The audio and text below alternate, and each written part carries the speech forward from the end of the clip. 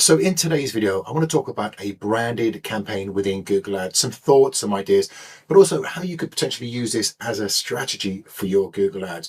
So first of all, what is a branded campaign within Google? So this is where you're actually creating a campaign and targeting your brand within Google Ads, which seems quite straightforward.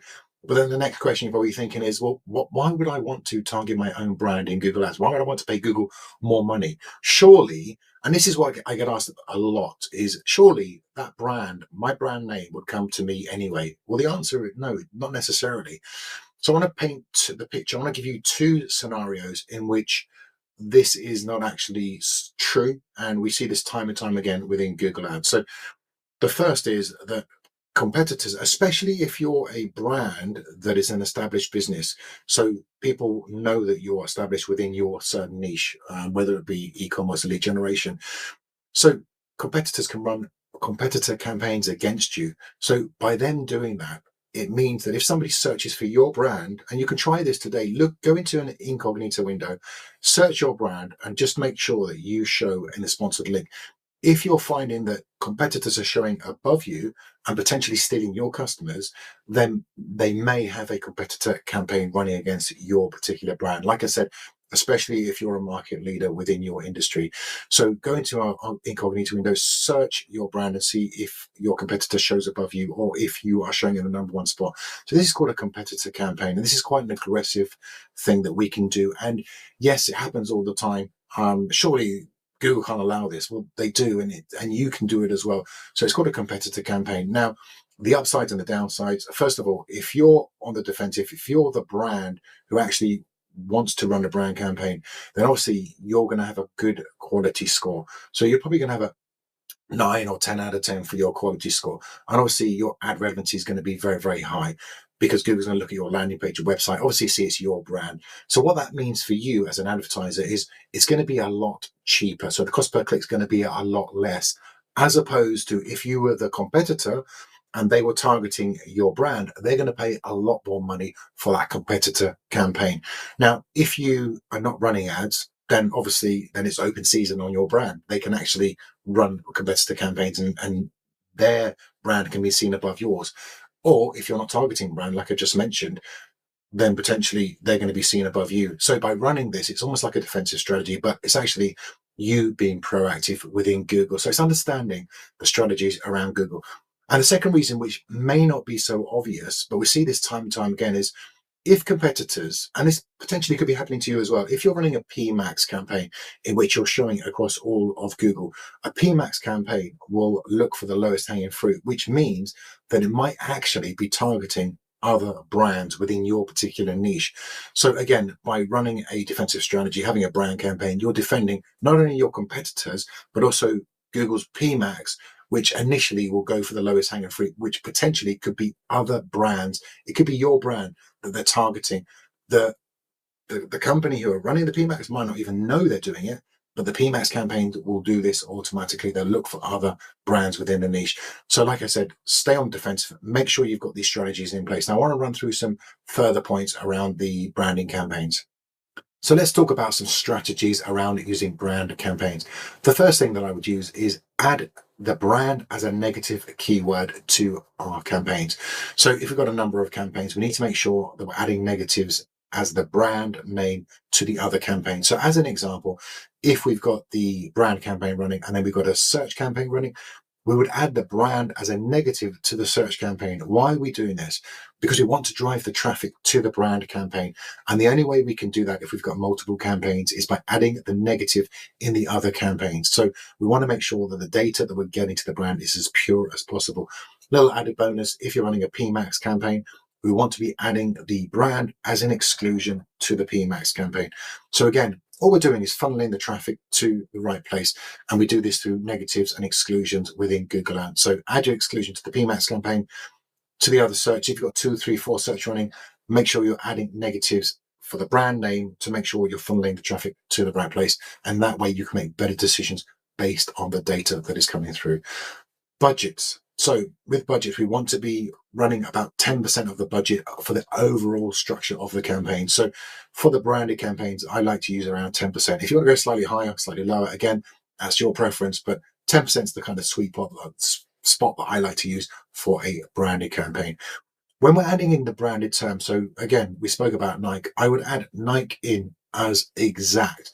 We're going to get a good quality score, and we're going to make sure that that quality score is going to be a 10 out of 10. So we don't want to be triggering other terms. We want to make sure that the exact term that we're firing for that brand is going to be related to the brand term. So exact added in as an exact and not a phrase or a broad.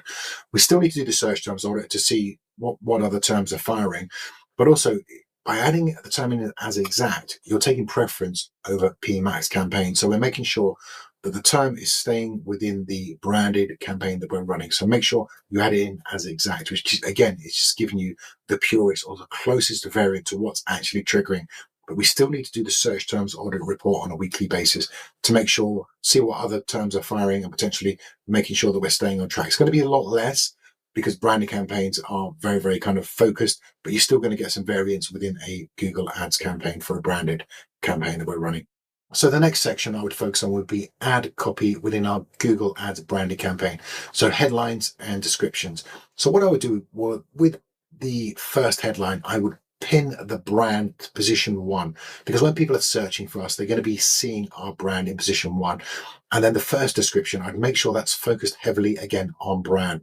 The other headlines and descriptions, we can mix that up with core products that we're trying to promote, and then also potential sales that we're adding into our brand campaign.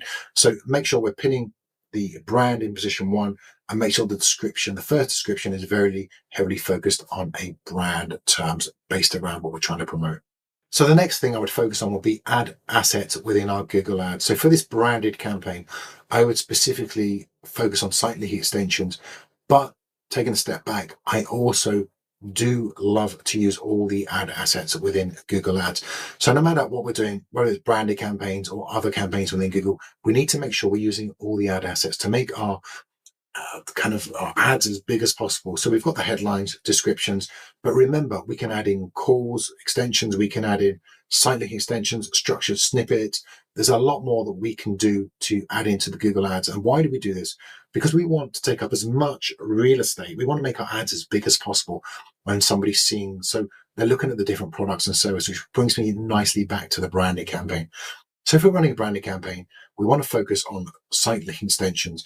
And specifically, what we want to be adding for a branding campaign that has worked well for me is new products or any underselling products. So I would focus on new products and also underselling products, because what you're doing is you're bringing potential clients or customers back to your branded campaign, and then they can see your new products and potentially anything underselling. They don't know if it's underselling or if it's a new product. Maybe you're educating them. They didn't know you did this particular product or service within your Google Ads. So it doesn't matter if it's an e-commerce or whether you're service-based lead generation.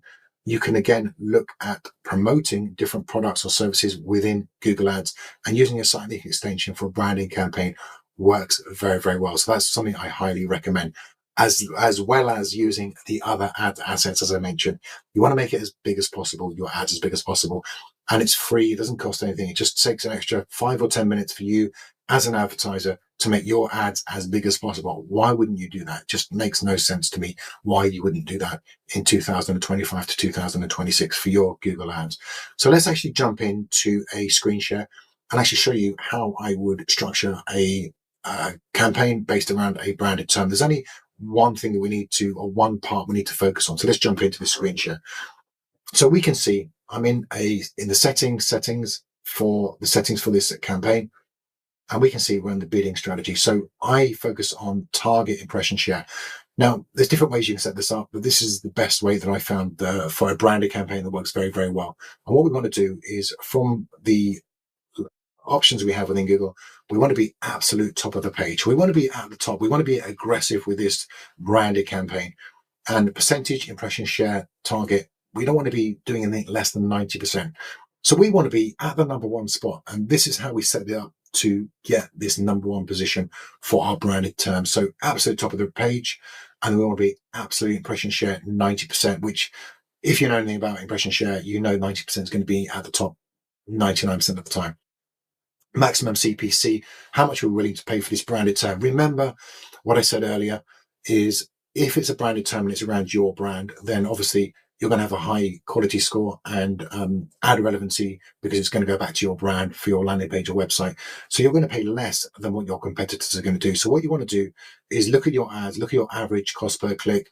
You can add a little bit more if you wanted to, but that's where I kind of start off with, and then you can add in what that average is as your max CPC limit. Again, as you get more data, you can adjust this. So this is just if you're starting a branded campaign within Google Ads, this is what you want to do within your campaign. And then you would just save this.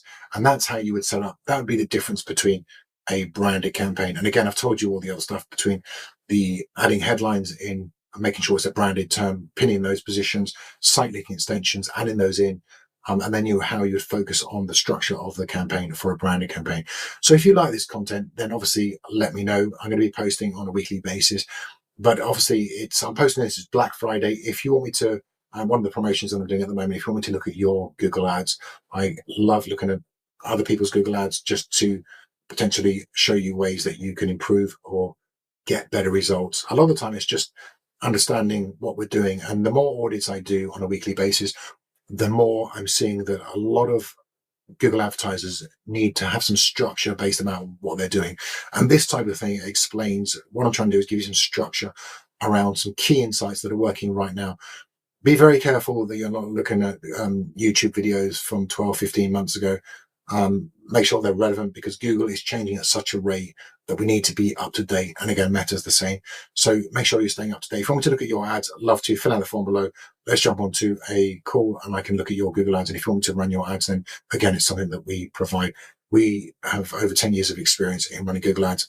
I've been doing this for a long, long, long time. I know what I'm doing, and I keep very, very up to date with all the trends and everything that's working within Google ads. So if that's something of interest, hopefully we'll speak to you guys soon. Have a good one. Take care.